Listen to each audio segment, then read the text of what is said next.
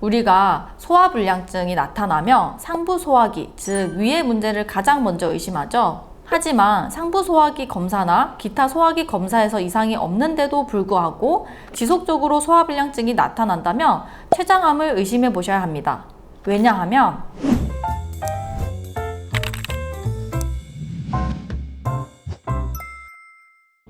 네, 안녕하세요. 한의사 김소영입니다. 오늘은 췌장암에 대해서 알아볼 건데요.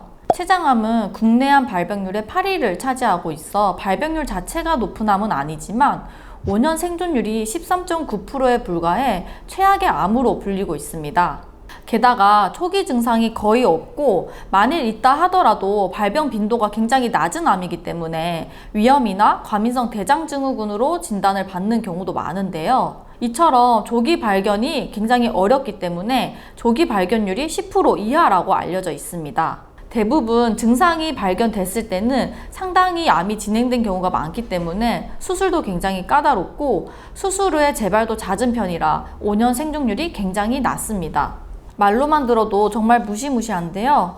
그렇다고 췌장암을 의심할 만한 초기 증상이 전혀 없는 것은 아니니 제가 오늘 말씀드릴 이 증상들이 나타난다면 반드시 검사를 받아보시는 것을 추천드립니다. 일단 췌장에 대해서 간단히 말씀드리면요. 위에 아래쪽에 위치한 15cm 정도의 옥수수 모양의 장기인데요. 각종 소화액을 분비하는 외분비선의 기능과 인슐린이나 글루카곤 등을 분비하여 혈당을 조절하는 내분비선의 기능 모두를 수행하고 있는 장기입니다. 그렇다면 췌장에 암이 생기면 어떤 증상들이 나타날까요? 첫 번째는 복통입니다. 췌장암에서 가장 중요한 증상 중 하나가 바로 이 통증인데요. 암세포가 췌장을 둘러싼 신경으로 퍼지면서 통증이 발생됩니다.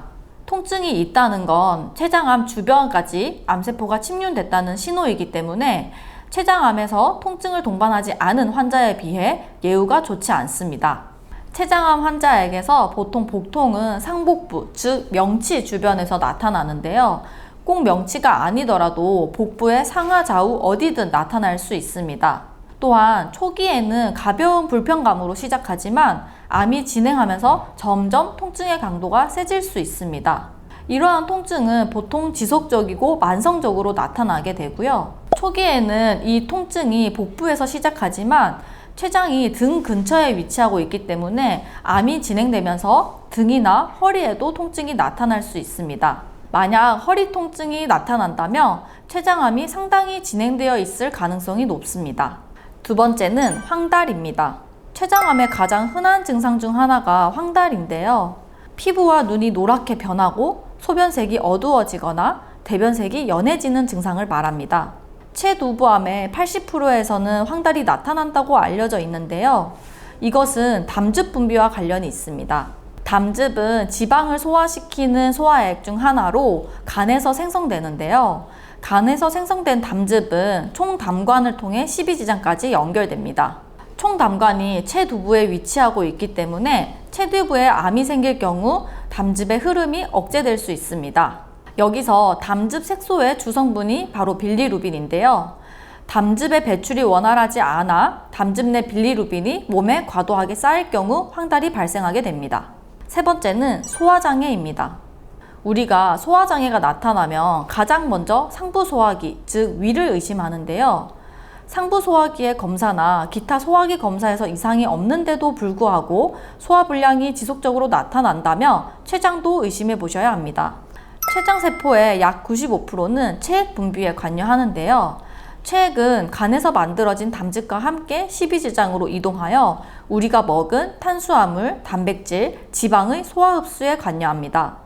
췌장의 암세포가 커지면서 십이지장으로 이동하는 체액과 담즙의 분비를 억제하게 되며 소화가 불리해져서 소화장애가 나타날 수 있습니다. 네 번째는 체중 감소입니다.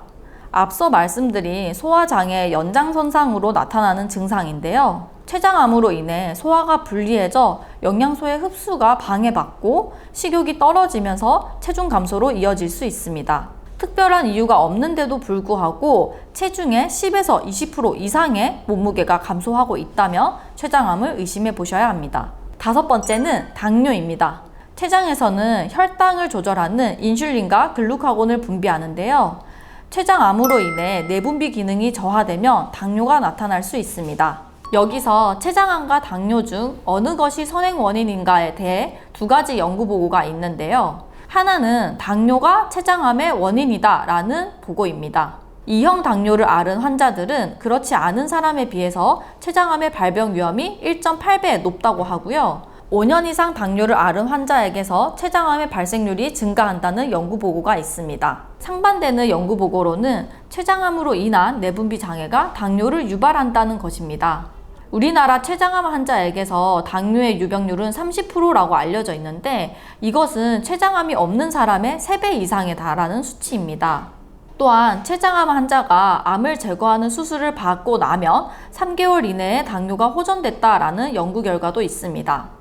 뭐가 맞다기보단 지금까지 발표된 연구 결과를 통해 알 수 있는 정보이기 때문에 당뇨를 장기간 앓고 있거나 가족력이 없는데도 불구하고 갑자기 당뇨를 진단받은 경우는 췌장암도 의심해 보셔야 합니다. 네, 오늘은 췌장암의 초기 증상에 대해서 말씀드렸는데요. 다음은 더 유익한 정보로 돌아오겠습니다. 감사합니다.